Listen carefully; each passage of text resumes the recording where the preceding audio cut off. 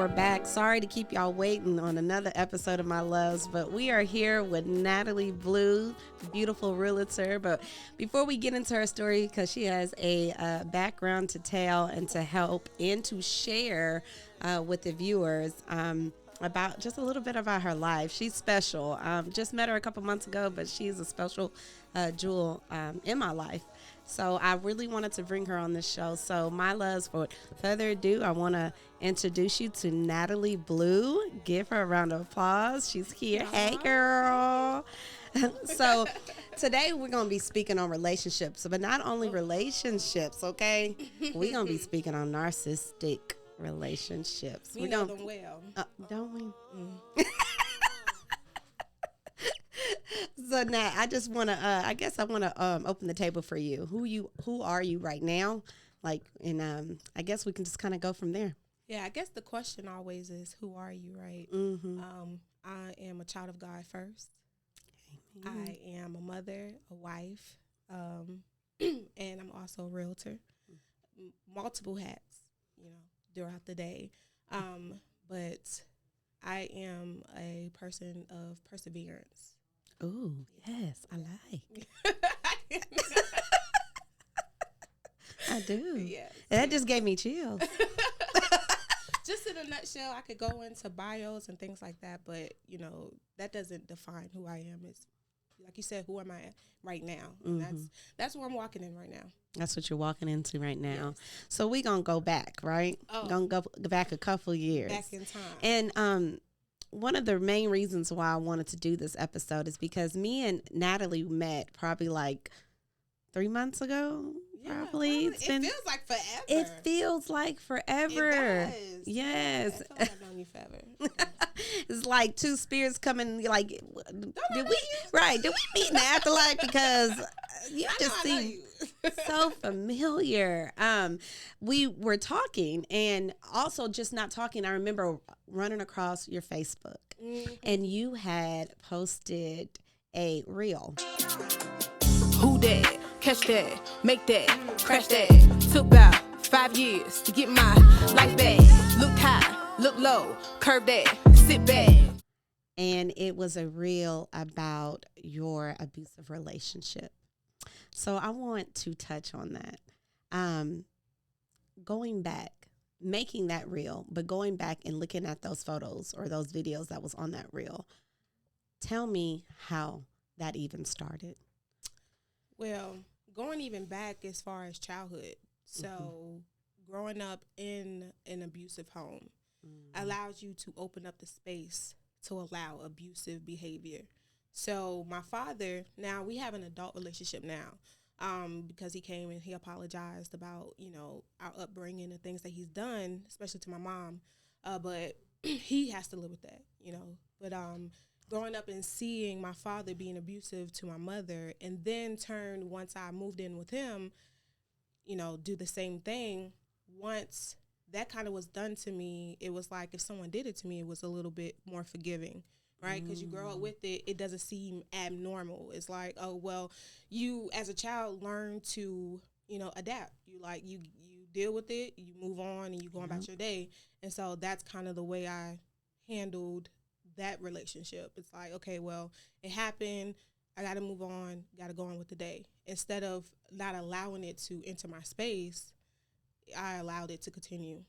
Wow. So you became accustomed to it. Accustomed. It was That's a life. Perfect word. Accustomed to it. Accustomed to it. It's the norm. It was the norm for you. Mm-hmm. And I remember us talking the other day when we were in the gym, because y'all, we be working out y'all age. I'm trying to get there. I'm trying. She got it, girl. Yeah, you got it, girl. We were talking the other day, and we were saying how you get so used to it that it is a norm for you. It is. To wake up and put on that face and go out and be normal. Be normal. I used to think to myself, I am not living, I'm just existing. It was. Mm-hmm. It was the norm. It was, like you said, it was a veil over my eyes. It was like, get up for the day. I got to do it for my kids. And I tried to change my narrative and how I viewed it, as far as like we both whooped each other ass, you know what I'm saying? To make myself feel better. But looking into it, you could see it as an abusive relationship. As far as the stories I can tell about it, like a time where I was pregnant and disagreement, which is a normal disagreement for anyone.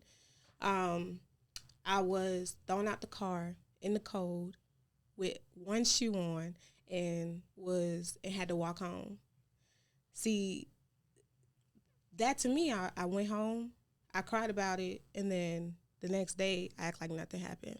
Wow. Accustomed. Right? The next day I accidentally pinched Ansley with a seatbelt. She cried. And that's your daughter. My daughter, yeah. While I was outside of the car, drove off while I was outside. I had to find my way home. Stuff like different things like that. We could get into stories. Oh my gosh. So physical, mental. Bit in face. Walked around with sunglasses. Yeah. Wow. And how long did this go for? So the issue was I don't want to call my babies, accidents or things like that. But there wasn't planned. And I told myself that I have to be with the person that I bear kids with. So whatever the situation I was in or whatever, especially because I saw my mom go through it, I was just like, this is just what my life is going to be. This is who I'm going to have to deal with for the rest of my life. And that's what I lied to myself and told myself to get through it every day. Wow. So we were talking about, you were existing. Existing. You wasn't living. Wasn't living. And I can only imagine, I remember waking up and everything would just be a blur, right? And I'll be like, well, especially on Sundays, because we had to be at church every Sunday, and putting on makeup and just telling myself, don't cry today. Just go put your happy face on, Sister T, because this is what you got to do, and you just got to go through it, and then it'll be okay, right? And the next day you go to work, you don't got to see him for 8 hours. Oh yeah, that too was a truck driver. So I convinced myself, well, they're on the road majority of the time, so I could deal with it. Just the same. Just the same. Because a lot of women and a lot of men are abused too, and we don't speak on that enough. I'm starting to see a whole bunch of ads on that. Ooh. Saying, men, if you are abused, and I want them to watch this show too, because it's not just women being abused, it's men too. It is. And we have to understand that we're not dealing with a person. We're dealing with something that's evil in them, right? And we can't fight that, because they are who they are. You can't change them. Because I was always save a hoe. I can fix whatever if I have patience, if I, just fix the way that I maybe approach things, I'll be it'll be better. Or, if I just ignore certain things and put my time into something else, and then, try to open them up to different, like meditation or something that I'm in love with, to like change their anger issues or things like that, that they'll change. But I've had to make a mature decision that that's their choice. It's their choice to make the change. You can't force anyone to make those changes. That's something that they have to walk into. And I went through all my life like trying to help people make those choices of like, you could be different. But that was my only relationship that was like that, which I typically would not run into. Like it, that is not like my typical person. The typical thing. Yeah. And it was like, it's like, how did I get here? Yes, because you ain't my typical anyway. I wasn't going to be with you anyway. I wasn't. It was like, I'm not in this situation. I don't even like you. I don't even like you. I don't even like the way you look. Ew. So it's just like, just by one decision of having a child, I thought that I had to stay in that situation. Wow. And it amazes me to hear some of your stories and to see where you are today. And whenever I saw that reel on Facebook, I was like, wow. Of course I didn't know, because we didn't speak about that. Right. But to see you now, and it's two different people. Oh, it's two different worlds. It's two different worlds. It is. I remember December 17, 2007. December 17, 2000, 17. I remember getting off a plane, and I remember taking a picture with my family, and I still have that picture today. And I remember what I looked like. I had no edges, girl. I was looking a hot mess. Elena looking a hot mess, honey. She looking like, who are y'all people? Because she was barely around my family. She didn't like men. She was uncomfortable. And I look at that now, and it's just like it's two different worlds. Who were you, TERRI? Who were you? Yeah. Wow. But even the friends around you, the family around you, is like, this is not. I'm not used to who this person has turned into, because you try to adjust yourself in order to make the day easier. To try to solve everything, to try to, well, maybe if I dim my light a little bit, they don't necessarily see me, So you, like you say, you just become existing, so you don't have to deal with with the drama that came after that comes with it, yeah. And the issue is they never see that what they do is wrong. OMG, let me tell you something. It can be right in their face, honey. The sky blue. It is not purple. The sky's blue. It's not. It's purple. It's purple. I think majority of the world's gonna say that sky is blue, but they know for a fact that it's purple. Honey, and they can't do no wrong. No, they can't. They can't do no wrong. No. So it's like and I'm not a professional when it comes to narcissistic people. I have dealt with one in particularly, but I did study it.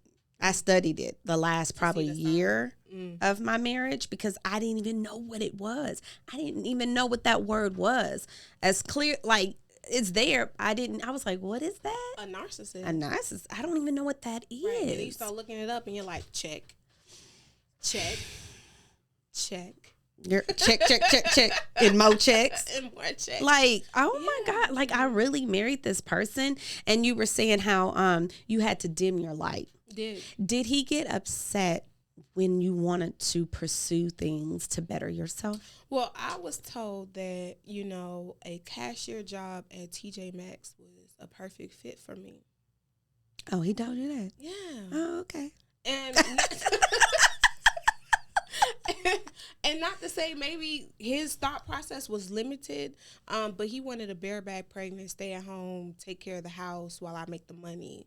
That's what he wanted. And as you know, that ain't you. That's not me. It's never been me. It's never been me. I tried to make that work, but it's not me. Just solely depending on a man or a person is just not just something that I could do. So he had control over the finances, everything. Did he pick your friends? I didn't have any at the end.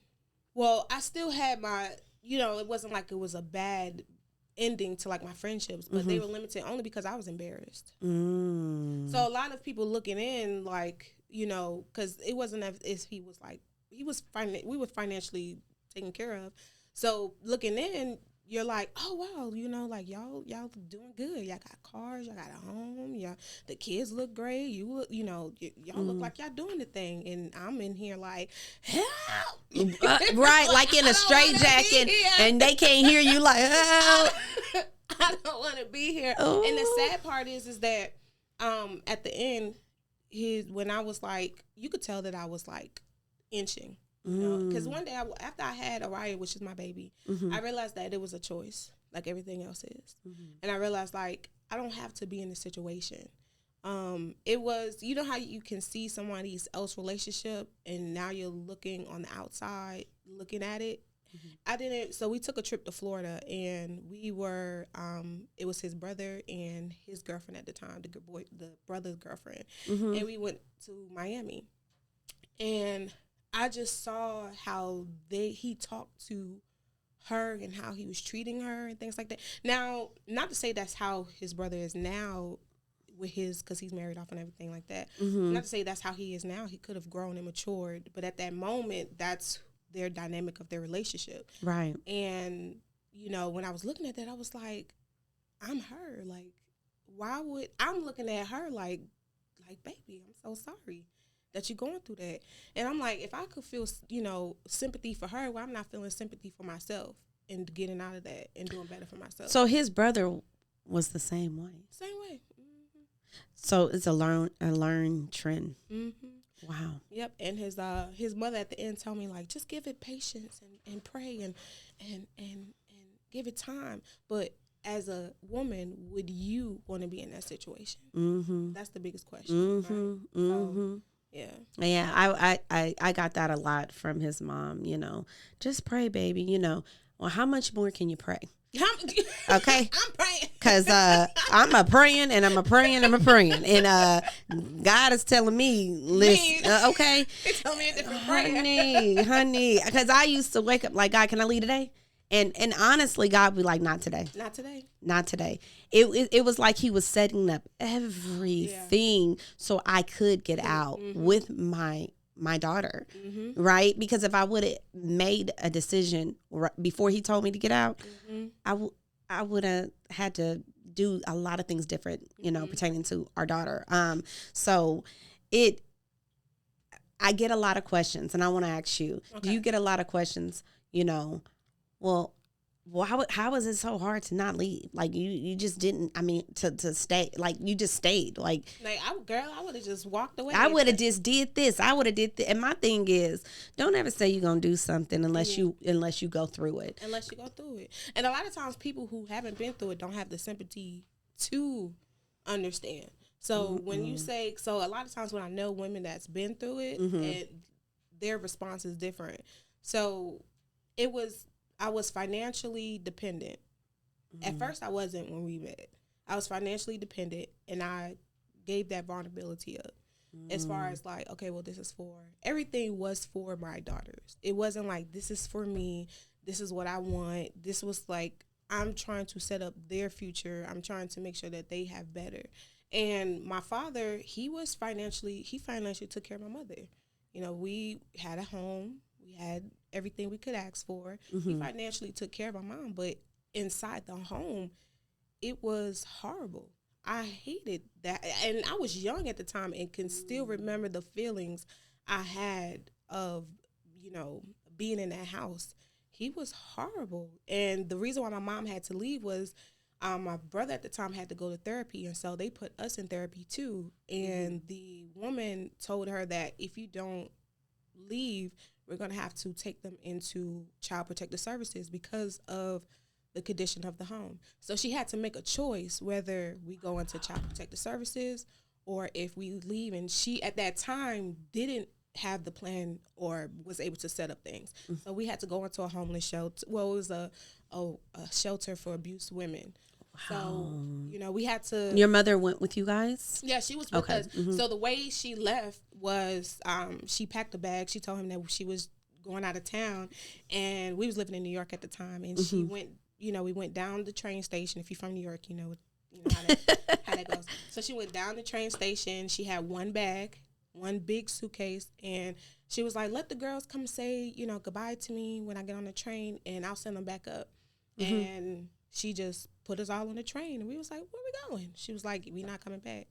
And even though we was in the shelter, and even though we had, rough times throughout as far as conditions, I definitely appreciate the sacrifice that she made. Wow. Because his house is not, he should be living by himself. I love him to death now. Like, we got a great adult relationship. Wow, y'all do. Yes, we have a really, because one day he called and he said that, and I think a lot of times, sometimes when people settle and once they retire, they have to sit still, that's when they are able to reflect on their life. And he called me one day and he was like, he thought that his vision as a child was that he wanted to retire, get old, and have all his grandkids and children around him. And once he retired, there was no one around. No children, no grandchildren, no one. And that's when he realized that the things that he'd done in life was very selfish. And he apologized. I think he has strong relationships with his other children too, but him, I can forgive as an adult, because I don't have to live in your household. You don't pay my bills. So we grew a relationship as an adult, but as a child, Yeah, it was different. So you learned to really forgive him. Mm-hmm. He was the first of forgiving because I was angry for a long time just off of him, just off of his relationship. Because as a father, you want to be the princess, you want to be the person that yes, that you feel safe with. And I was told I was stupid, hit all the time if I do something incorrectly. It was abuse. It was. Every time I went home, it was, I used to have stomach issues because of the stress. So where you are today, tell me a little bit about your life. I just want to know, a little snippet, because this is one of the top realtors, y'all, in Killeen. Texas, yes. Central Texas, boo. And yet she's looking for a realtor in Central Texas. She is the one. Yeah. Yes. I love the plug. She is. She knows her job. I've sat with her. She's explained a lot of stuff. I don't even understand what she's saying. But I'm going to tell you, she knows her job because she does it well. She does it well. So walk me a little bit through a little bit about like your day in a sense of being who you are today. I wake up, prayer, meditation. Meditation if I can. Okay. Everyone be like, I do this faithfully. I try. Let me be truthful. I try. Let's be truthful. But prayer always. That right there, because I have to remind myself to be grateful for everything that I'm blessed to have. Because knowing where I came from, it's definitely a difference. So I just always have to thank God first for everything that he's given me and that's to come. Even me being able to bless others with a story or just with my time, I ask him to allow me to be a blessing. That's all, a blessing in someone's life before I do anything. Wow. And then throughout the day, I done plug the gym in now. Hey. Okay. Faithfully trying to every day. But honestly, it's just really entrepreneurship. You have to push yourself. It's not something you're not working a 9 to 5. So there's no one giving you orders. There's no one that's telling you what you have to do. So every day I have to make it my duty and my due diligence to give myself those orders, and allow myself to make my day out. So, as a mom, as a wife, Shar is that's her wife, y'all. And she's amazing too. I wouldn't have been able to do anything. Like, when I say the amount of like emotional, spiritual,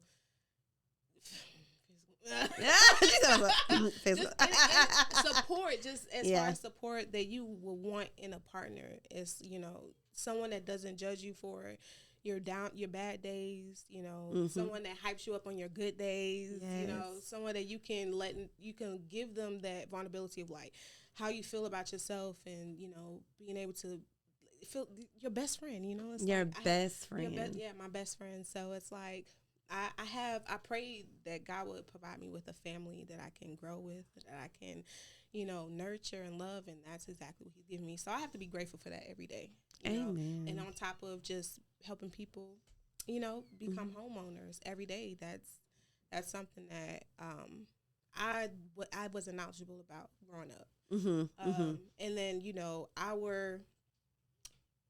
our norm is to purchase a house, our forever home, and this is something that I'm going to grow old in. And I'm just trying to teach our people, like, no, you find something that's affordable, you get into that market, and then you sell it, get that equity or rent it out, but get some financial wealth for your children to where you don't have to be there physically in order to make, residual income. So just teaching that information into our community is something that I'm passionate about. That's awesome. And we need that in our community because we are, I guess, programmed to buy one house. That's it. And live in that one house until it falls apart. Yep. And my clients have like, I don't know, I don't like that paint on the wall. Girl, if you don't get, I'll buy you some paint. Okay? Right. Okay. You don't get this house. Are you going to be here forever? I don't know. You're not. Listen, 'cause I'm going to help you sell it. So right. Let's go ahead and get this house and get you into it first. Right. This is an investment, honey. Yes, we grow our bags. Yes. And I love the fact that you and your wife are like that. From the moment that I met y'all pour out. Oh. Y'all pour out. You too. Yeah. Thank you. That's Match energies. Yes. Y'all pour out and don't expect anything back. And that's how I know that God is going to continue to surround y'all by great, loving people. That's going to continue to pour into y'all. That's in my prayers too. Amen. Amen. And I always say, you know, we might not be able to give back the way the person gave to us, but we can give something that God put in us to give to them that he's been trying to get to them for 3 years. And pay it forward. I always believe if someone blesses me, I necessarily, of course, I'll be there to bless one back when it's needed. But sometimes that person doesn't need that blessing in the moment because they're blessing you. So pay it forward. So when you see someone that needs that same thing that you prayed for, that you needed, pay it forward. Don't hold it back. Like it's supposed to be, it's contagious. If someone gives you a blessing, you're supposed to spread the love and spread the don't hoard it, my love. That's you know, this is what this episode is about. You know, not only we spoke with about narcissism, relationships, and daddy and father issues. When, you know, also just spreading that love of what God gave to you. You know, to put it out to everyone. You know, and so you never know.